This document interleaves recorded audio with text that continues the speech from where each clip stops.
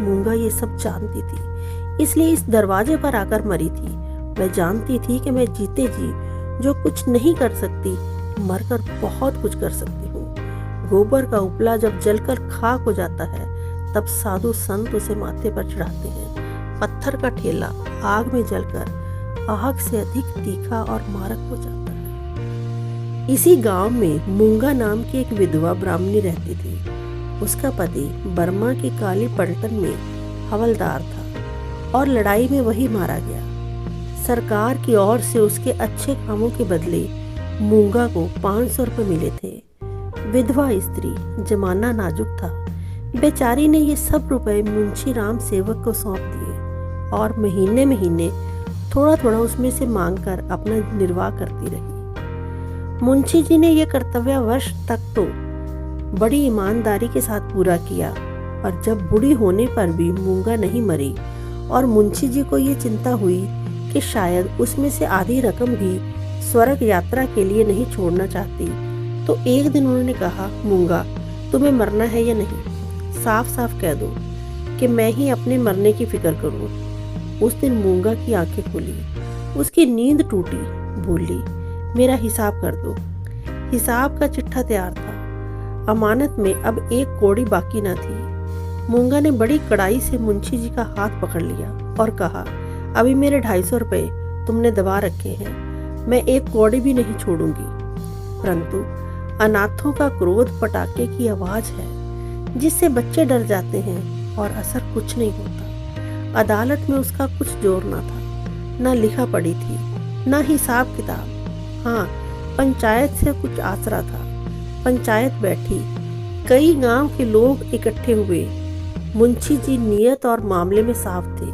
सभा में खड़े होकर पंचों से कहा, भाइयों, आप सब लोग सत्यपरायण और कुलीन हैं। मैं आप सब साहबों का दास हूँ। आप सब साहबों की उदारता और कृपा से, दया और प्रेम से मेरा रोम रोम कृतज्ञ है। क्या आप लोग सोचते हैं कि मैं इस अनाथनी और विधवा स्त्री के रुपए हड़प कर गया हूँ?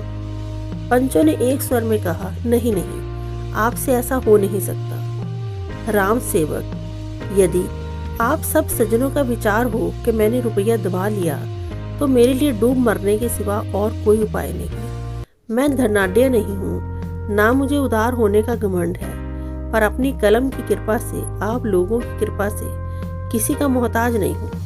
क्या मैं ऐसा ओछा हो जाऊंगा कि एक अनाथनी के रुपए बचा जाऊं? पंचों ने एक स्वर में कहा, नहीं नहीं, आपसे ऐसा हो ही नहीं सकता। मुंह देखकर टीका काढ़ा जाता है। पंचों ने मुंशी को छोड़ दिया। पंचायत उठ गई। मूंगा ने आह भर संतोष किया और मन में कहा, अच्छा, यहाँ न मिला तो ना सही, वहाँ कहाँ जाएगा। अब कोई मूंगा का दुख सुनने वाला और सहायक ना था। दरिद्रता से जो कुछ दुख भोगने पड़ते हैं, वह उसे झेलने पड़े। वह शरीर से पुष्ट थी, चाहती तो परिश्रम कर सकती थी, पर जिस दिन पंचायत पूरी हुई, उसी दिन से उसने काम न करने की कसम खा ली थी। अब उसे रात दिन रुपए की रट लगी रहती। उठते बैठते, सोते जागते उसे केवल एक काम था, और वह मुंशी राम सेवक का भला मानना। झोंपड़े के द्वारे पर बैठी हुई रात दिन उन्हें सच्चे मन से असीसा करती। बहुधा अपनी असीस के वाक्यों में ऐसे कविता के भाव और उपमाओं का व्यवहार करती कि लोग सुनकर अचंभे में आ जाते। धीरे धीरे मूंगा पगली हो चली। नंगे शरीर और नंगे सिर, हाथ में एक कुल्हाड़ी लिए सुनसान स्थानों में जा बैठती। झोंपड़े के बदले अब वह मरघट पर नदी के किनारे खंडड़ों में घूमती दिखाई देती। बिखरी हुई लटें, लाल लाल आंखें, पागलों सा चेहरा, सूखे हुए हाथ, पांव, ये उसका स्वरूप देखकर लोग डर जाते। अब कोई उसे हंसी में भी नहीं छेड़ता। यदि वह कभी गांव में निकल आई तो स्त्रियां घरों के किवाड़ बंद कर लेती, पुरुष कतराकर इधर से उधर निकल जाते और बच्चे चीख मार कर भागते। यदि कोई लड़का भागता ना था तो वह मुंशी राम सेवक का सुपुत्र राम गुलाम था। बाप में जो कुछ कोर कसर रह गई थी, वह बेटे में पूरी हो गई थी। लड़कों का उसके मारे नाक में दम था। गांव के काने और लंगड़े आदमी उसकी सूरत से चिढ़ते थे और गालियां खाने में तो शायद ससुराल में आने वाले दामाद को भी इतना आनंद न आता हो। वह मूंगा के पीछे तालियां बजाता, कुत्तों को साथ लिए उस समय तक भागता रहता जब तक वे बेचारी तंग आकर गांव से निकल न जाती। रुपया पैसा होश आवाज खोकर उसे पगली की पदवी मिली और अब वह सचमुच पगली थी। अकेली बैठी अपने आप घंटों बातें किया करती, जिसमें राम सेवक के मांस, हड्डी, चमड़े, आंखें, कलीजा आदि को खाने, मसलने, नोचने, खसोटने की बड़ी उत्कट इच्छा प्रकट की जाती थी। और जब उसकी ये इच्छा सीमा तक पहुंच जाती तो वह राम सेवक के घर की ओर मुंह करके खूब चिल्लाकर और डरावने शब्दों में हांग लगाती, तेरा लहू पीऊंगी। प्रायः रात के सन्नाटे में यह गुजरती हुई आवाज सुनकर स्त्रियां चौंक पड़ती थी, परंतु इस आवाज से भयानक उसका ठठाकर हंसना था। वह मुंशी जी के लहू पीने की कल्पित खुशी में जोर से हंसा करती थी। इस ठठान से ऐसी आसुरिक उदंडता, ऐसी पाश्विक उग्रता टपकती थी कि रात को सुनकर लोगों का खून ठंडा हो जाता। मालूम होता मानो सैकड़ों उल्लू एक साथ हंस रहे हों। मुंशी राम सेवक बड़े हौसले और कलीजे के आदमी थे। ना उन्हें दीवानी का डर था, ना फौजदारी का, परंतु मूंगा के इन डरावने शब्दों को सुनकर वह भी सहम जाते। हमें मनुष्य के न्याय का डर ना हो, परंतु ईश्वर के न्याय का डर प्रत्येक मनुष्य के मन में स्वभाव से रहता है। मूंगा का भयानक रात का घूमना राम सेवक के मन में कभी कभी ऐसी ही भावना उत्पन्न कर देता, और उनसे अधिक उनकी स्त्री के मन में। उनकी स्त्री बड़ी चतुर थी। वह इनको इन सब बातों में प्रायः सलाह दिया करती थी। उन लोगों की भूल थी जो कहते थे कि मुंशी जी की जीभ पर सरस्वती विराजती है। वह गुण तो उनकी स्त्री को प्राप्त था। बोलने में वह इतनी ही तेज थी जितना मुंशी लिखने में, और ये दोनों स्त्री पुरुष प्रायः अपनी अवश्य दशा में सलाह करते कि अब क्या करना चाहिए। आधी रात का समय था। मुंशी जी नित्य नियम के अनुसार अपनी चिंता दूर करने के लिए शराब के 2-4 घूंट पीकर सो गए। यकायक मूंगा ने उनके दरवाजे पर आकर जोर से हाँक लगाई, तेरा लहू पीऊंगी, और खूब खिलखिलाहट कर हंसी। मुंशी जी ये भयानक स्वर सुनकर चौंक पड़े। डर के मारे पैर थरथर कांपने लगे, कलीजा धक धक करने लगा। दिल पर बहुत जोर डालकर उन्होंने दरवाजा खोला, जाकर नागिन को जगाया। नागिन ने झुंझलाकर कहा, मुंशी जी ने दबी आवाज में कहा, वह दरवाजे पर आकर खड़ी है। नागिन उठ बैठी, क्या कहती है? तुम्हारा सिर क्या दरवाजे पर आ गई है? हाँ, आवाज नहीं सुनती हो? नागिन मूंगा से नहीं, परंतु उसके ध्यान से बहुत डरती थी। तो भी उसे विश्वास था कि मैं बोलने में उसे जरूर नीचा दिखा सकती हूँ। संभल कर बोली, कहो तो मैं उससे दो बात कर लूं। परंतु मुंशी जी ने मना कर दिया। दोनों आदमी पैर दबाए हुए ड्योढ़ी में गए और दरवाजे से झांक कर देखा।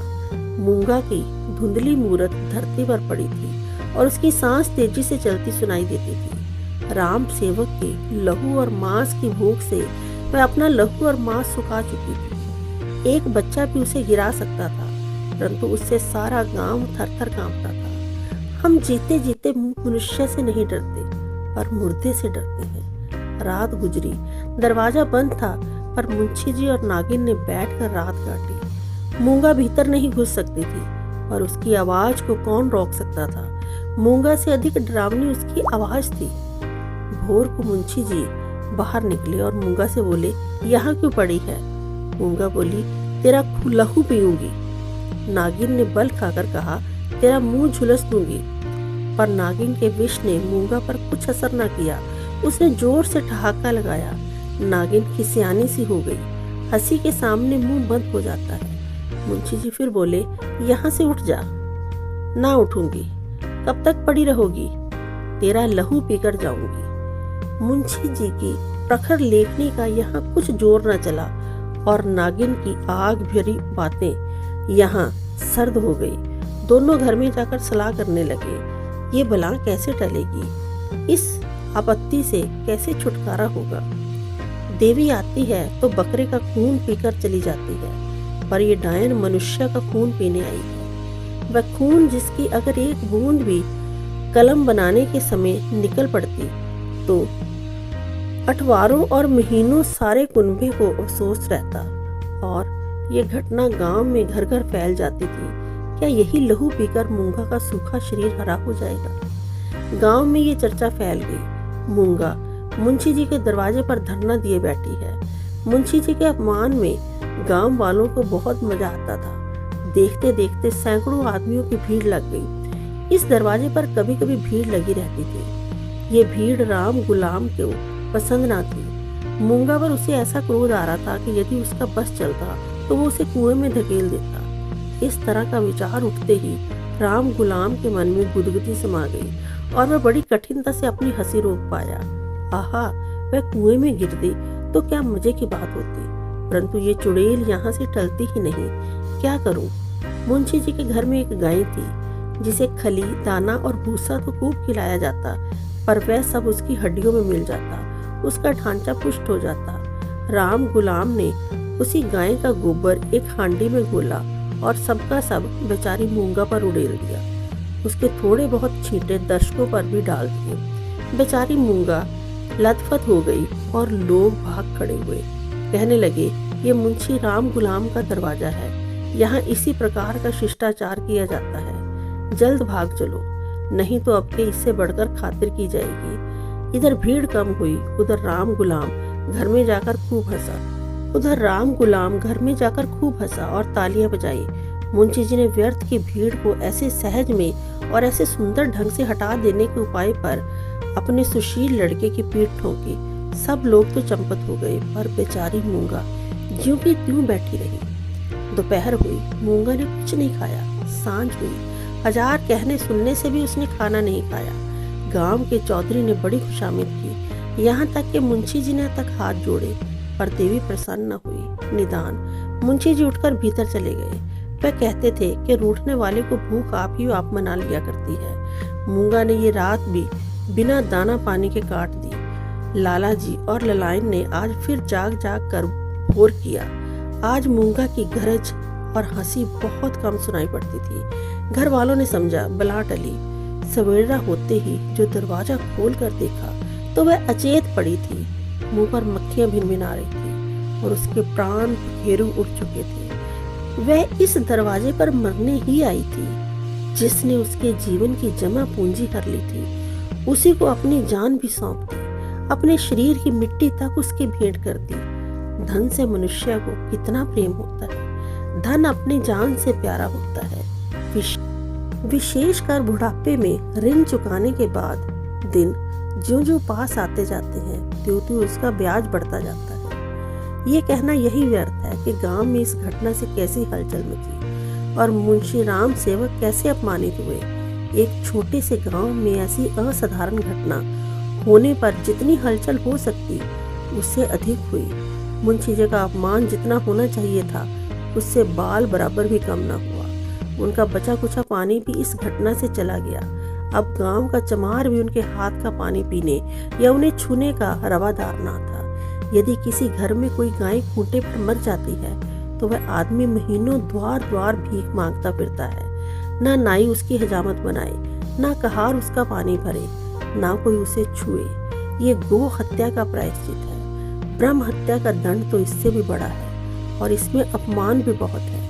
मूंगा ये सब जानती थी, इसलिए इस दरवाजे पर आकर मरी थी। वह जानती थी कि मैं जीते जी जो कुछ नहीं कर सकती, मरकर बहुत कुछ कर सकती हूँ। गोबर का उपला जब जलकर खाक हो जाता है तब साधु संत उसे माथे पर चढ़ाते हैं। पत्थर का ठेला आग में जलकर आग से अधिक तीखा और मारक हो जाता है।